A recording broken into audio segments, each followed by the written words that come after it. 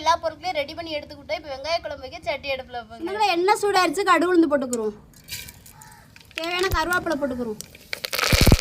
நம்ம உரிச்சு வச்ச சின்ன வெங்காயத்தையும் சேர்த்துக்குவோம். வெள்ளைப்பூடு சேர்த்துக்கிறோம்.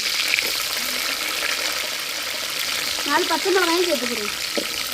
சொந்தங்களே எண்ணெயிலே வெங்காயம், வெள்ளைப்பூடு, பச்சை மிளகாய் நல்லா வதங்கி வந்துருச்சு. நம்ம விட்டு வச்சு தக்காளியும் சேர்த்துக்குருவோம். சொந்தங்களே இந்த எண்ணெயிலே நம்மளுக்கு தக்காளி, வெங்காயம், வெள்ளைப்பூடுலாம் நல்லா வதங்கி வந்துருச்சு. நம்ம வீட்டு மீன் குழம்பு மசாலாவை சேர்த்துக்குருவோங்க. நம்ம வீட்டு மீன் குழம்பு மசாலா வந்து எல்லா குழம்புக்குமே பயன்படுத்தலாம்னு சொல்லியிருந்தோம். இப்போவும் வெங்காய குழம்புக்கு நான் பயன்படுத்த போகிறேன். நீங்களுமே நம்ம வீட்டு மீன் குழம்பு மசாலா வாங்கினீங்கன்னா எல்லா குழம்புக்குமே பயன்படுத்திக்கிறீங்க.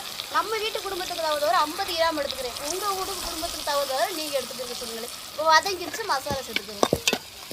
சொந்தங்களே இந்த மசாலையோடையே நம்ம கரைச்சி வச்சு புளியும் சேர்த்துக்கிறோங்க.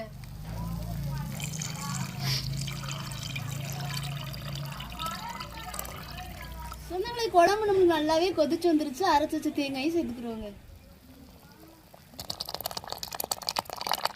குழம்புக்கு தேவையான உப்பு சேர்த்துக்கிறோங்க. சொந்தங்களே நல்லாவே வெங்காய குழம்பு அடுப்பில் கிடந்து நல்லாவே வத்தி வந்துருச்சு. இப்போ 2 முதுக்கு வத்தல் வந்து எண்ணெயில் வறுத்து வச்சுருக்கோம். அதையும் இதோட சேர்த்தா ரொம்பவே வெங்காய குழம்பு டேஸ்ட்டாக இருக்குங்க. இப்போ சேர்த்துக்கிறோம். சொந்தங்களே நம்மளுக்கு ருசியான வெங்காய குழம்பு ரெடி ஆயிடுச்சு. இறக்கி வச்சுக்கிறோங்க.